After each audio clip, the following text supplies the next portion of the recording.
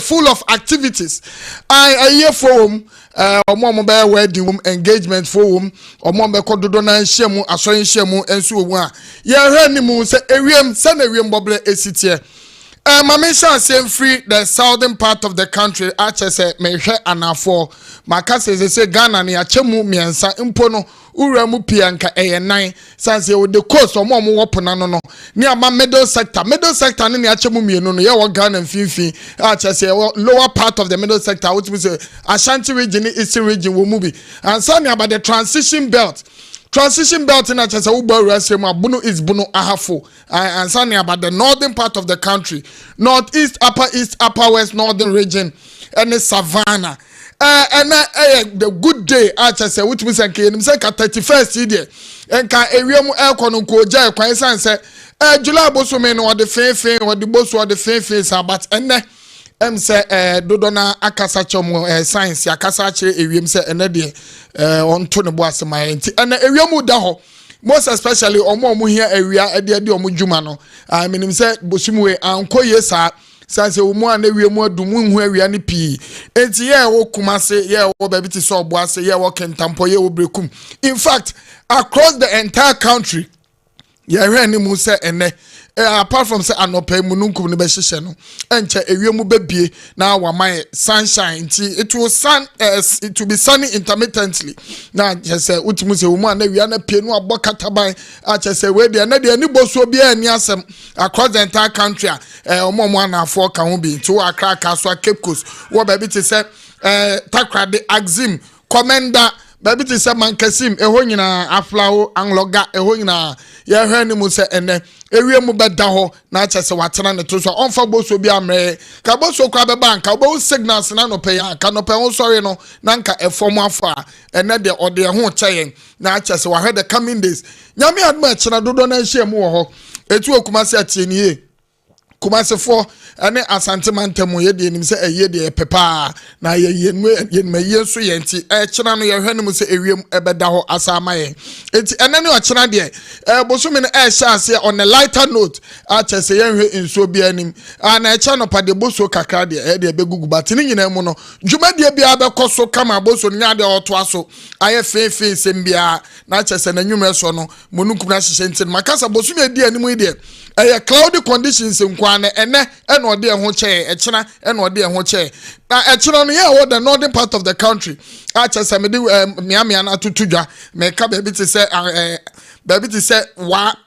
na lerugu bogatanga tumu boko damongo bole tamale yendi eho asem na meka ye hwe ni mu se echena de anwumre awia ne boni nyina no eche ahoden no eho na bekwa akogina ehwe ni mu se anwumre no enso be keka no enso betwi bisia bia no befa the northern part tu se enso bia hyehyɛ onfa anafo bi onfa enfinfin pi ni nyina bekwa akodi sirem na obawura bokina ofri bokina so anu ato kakra aba ye wo the north a chese otumi se echena no very active but ye wo Ghana enfinfin kosi anafo de echa dodo na nhia mu no bekoso kama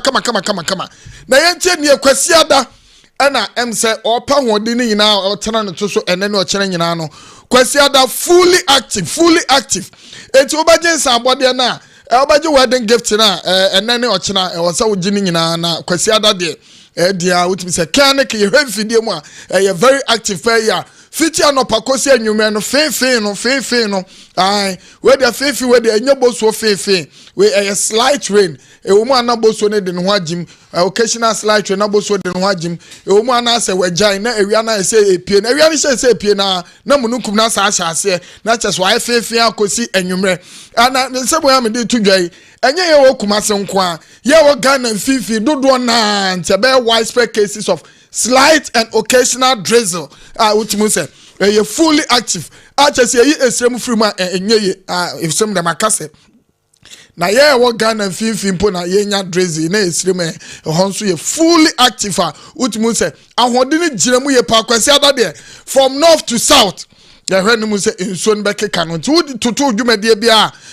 fanisa Sunday de dia wonya ho totoroto sa a chese ni nyina makase bosumi na ye bo awura mu no bosumi a ye bosumi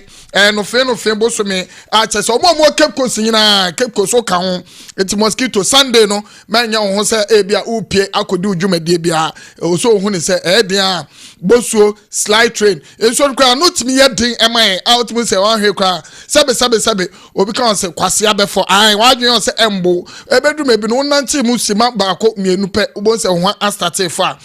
am dia to dwa no amati fo nti awia ne de ne wo de awia bedu dwuma na obenya ho ekira obenya ho na ekira na benya ho no kwa awia bre awia manwumre no na kwase ada de ebe sha se free ahomache na chese bosuo no ene fefe no wato mu a tipramo to kra ho nti anase unhu se ebre ne eko ena makase akwadwofo weda eni ebewura mu nyame adoma ekina no nti na chese de oma etiefo obi bia wanya bre etie eno no Lawson FM 96.3.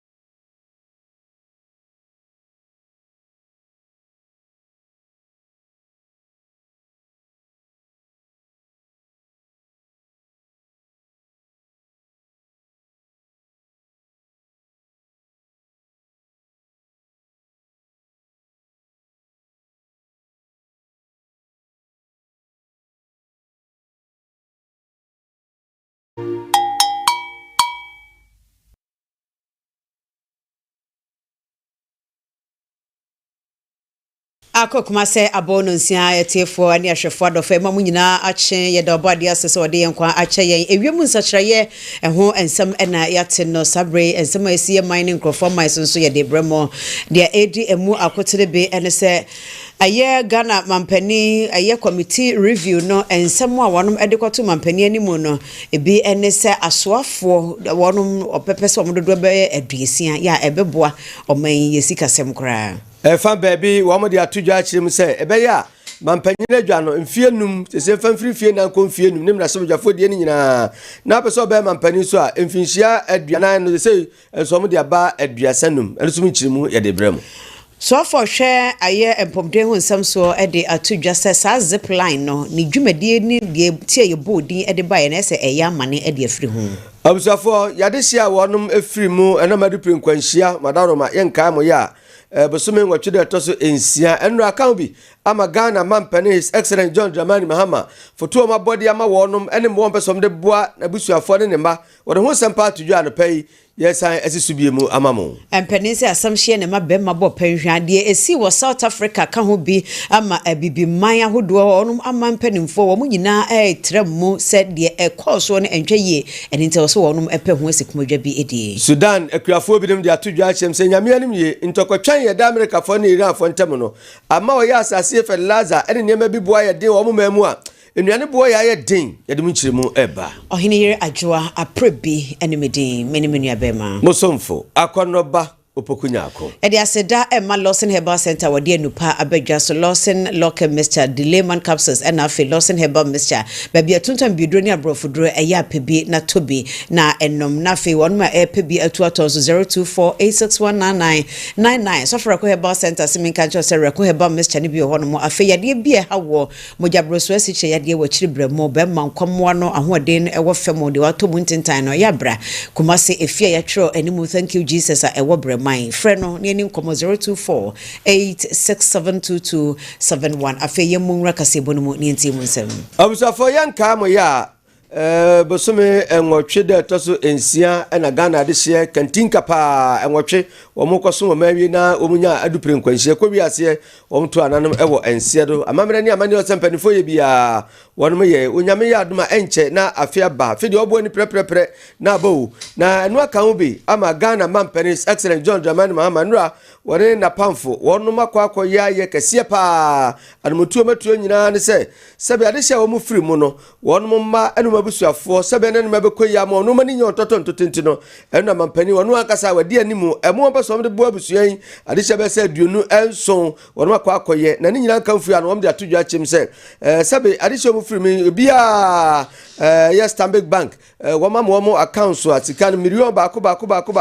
wɔm de atutum ɛde ama wɔn mafia no dan kyɛn a wɔmapom de ho ensɛm mpanimfo so ayɛ bibi ɛde afa ho afei wɔn ngomasua yɛ ade a ɛno so tum pɔpa yɛ sebe ya abusua ne nyo ntɔtɔ ɛna school fees ɛna wei ɛno so mampani foto so ɔbɔ wɔn wabɔ ɛde ama wɔn ne nyina kanfu ya no wɔsa de atodwa de akyerɛ mu sɛ Dr. Sapon ne man de wɔn de wɔn anyinyiri kakra bɛ sɛ nipa bɛ ensia wɔn so mabɔ foto de ama wɔn bia 1 million Ghana cedis ɛna Alhaji Muniru wɔn so Liminu ne ba baako wɔn so foto saa no mabɔ ɛde ama no no se nhye bebrebe ɛno ma yɛ de ama wɔnom sɛ ne bɛyɛ a wɔn daakye ɛnyɛ basa na afei wɔsom som Ghana so mpanifo ebe nsampa som yɛ no ɔmasom ama mpanifo so ani atimi aso yɛntie Ghana His Excellency John Dramani Mahama. Today, government formally hands over these compensation packages to the respective family. Our responsibility extends beyond financial compensation. Every affected family has been enrolled onto the premier plan of nationwide medical insurance. This package provides an annual healthcare value of 3 million cedis across all dependents and grants access to 942 accredited healthcare providers throughout Ghana. Each family will receive a unique identification card today, which will provide seamless access to this healthcare support whenever it's needed. Recognizing that education is the greatest investment we can make into the future of these children, and that conviction has led to the establishment of the Children's Support Fund. The fund is not an act of charity, it is a solemn national obligation to our fallen heroes. It reflects our collective determination that the children of our departed heroes will continue to receive the opportunities their parents would have wished for them. I'm pleased to report that 13 professionally managed trust accounts have been established at Stanbic Bank for the benefit of the minor children, and government has deposited 1 million cedis. Mama ne tenika o se sabe sika ntimi ntonkwa ne oma afiri mu no bibia no betuma ye besia ne nemom woye ana aboa ma wo ma ka kire busuafo so mani anye wo totontoto no waye hyehye se nyame ye adom a free enura no a wo de saa ye ko ye yewura fellas kwacho fusu ena de ho nsempa nyina betuja nyame ye adom a hyehye a wo ye bie ene se bosumi nwatwe da to so enan Pope John Senior High School Old Boys Association nyina enam yewura doctor omane boama yebeye lecture de ama no memorial lecture bekoso Bema Hall Bema Camp no mienu pepepe na ahya ase na wonum wi a onyame ya adoma bosumi nsia bosumi nwatwe da to so nsia da no pote na ya wada no ene yebeye interfaith memorial service yebeye sum kase pa ewo Absa Auditorium Medina eno anapa no nwatwe mpa mu pepepe na ahya ase sasumi Ghana His Excellency John Dramani Mahama ona bedi ache Professor J na no poku agema ne asoafo ni mpanifo dodo no a wo nyina ebeba bi a chese eno so adaje ne mukura no nyame yi adom a ebo na nwumre no nan so a bambofo wo so adwumadie chenche bi a wo mbedie ede akai sa mpanimfo yi na bosome ne de to so enso 7th August eno ne yamemene da ende dura yebeye nationwide blood donation betwimoja hospital akase ne nyina mu ene mia bebrebe ede akai yenua ne mo mafiri mi na se dwumadi mpanimfo ahyehye so nyame yi adom bosome nwatwime beba so enura ahyase ti nyame yi adom a bosome nwatwe da to so 9 ebeto aso akopem se ne da to so nson na yede ne nyina aba awieye. Abadwafo a yepa wonom se wonhwe wo mayimra kuni no mu de dise fata se ye sakyereye wo mu ebeye yie no wonom enye ya yefra wonom aye constitutional committee review committee wonom akwakotena se no ye nhyehyeye no ana wodwendwene ho wieye no omo de no dise makwakoto mampani anim ama mampani age ensakyereye wonom asusuo ni bi atomo na de wage atomo no ebini wose asoafo no wonom ebeye aduesia eno achi emrahye badwafo wonom dodo ebeye hasa afa ye ko aye asem bia batan Supreme Court nso ajagefo no onom ebeye edunkuno we nyina womo ekiremu se omayimra kuni no nhyehyeye a wahyehye se wose wonom faso ansa na womagye atomu de ayadwuma no wonom befasa akwantempo no so yentie Owura Dominic Ayini. Government has accepted the proposal to cap the number of ministers. But instead of 57, as the committee recommended, government is proposing that it should be capped at 60. So it will be put into the constitution that the number of ministers that any president elected by the sovereign people of this country can appoint will be only 60. The government has accepted that the size of parliament be capped, and we propose a ceiling of 300 members. Now, the current membership of parliament is 276. So of these, the 276 will be elected directly in constituency elections like we already have. The remaining 24 will be elected or selected through proportional representation among women, persons with disabilities, and the youth. Capping parliament saves costs. The government supports capping the Supreme Court's membership. Currently, the committee recommended a cap of 15 justices. The government proposes 19. That is the Chief Justice and 18 justices of the Supreme Court. Wei ora Dominic ayini na anu achi no en wosan ede ato edwabie mu se asoye bi ti se aban kwadu bone ene de ohwe atentene ho nsam so no ya na ni nyina bom attorney general and minister of justice no na se de wonum epa mu mienu se de be ya obi abede ne ho no ade ne queen watimi aye adwuma yie ede asom oman Ghana. This briefing would be incomplete without me telling you about the changes affecting my own ministry. The committee recommended removing the Attorney General's authority to prosecute corruption offenses and recommended requiring leave of the court before a prosecution will be discontinued. In other words, where the Attorney General wants to or wishes to file a nolle prosequi or terminate a prosecution, the committee is of the view that the Attorney General should provide reasons before doing so. Now, the government proposes that Article 88 be amended to remove the requirement that the Attorney General be a Minister of State. A separate portfolio of Minister of Justice will be established to oversee the justice sector, the justice and legal sector. The Attorney General will remain Obinfo Dominic ayini ne nsema wode atudwabi ene etiye no. Efa baby Dr. Dominic ayini asadi atudwa chim se esemampani bia etu abama wa unumra sebadwafo mfie nan enu achi no asa ko mfie na abiem na nyamianim de mfie na omatra se abunkunta se dabi iswa too much ayegweta fie asa no manum enkomfie num na sebadwafo de yesu enkomfie num afia no dan chenso akane na nka ansa na be prema mpanyina adwa no na mfie aduanan committee ndi abasa kan komfie yante sumna mfie aduasa na nsuma mpanyina mpanifo ta so msi abasa dabi ene yemfa no mfinhia aduasa enum na basa yade betima boa pa hoso ntie Dr. Dominic Ayini The government has accepted a recommendation to extend the term of office of the president from 4 years to 5 years, with the term of parliament extended to correspond with this. Our thinking is practical. Under the current 4-year cycle, the early months of every administration are consumed by transition matters, and the final year is largely consumed by elections. A 5-year term provides a more realistic time frame for the formulation, implementation, and assessment of government policy.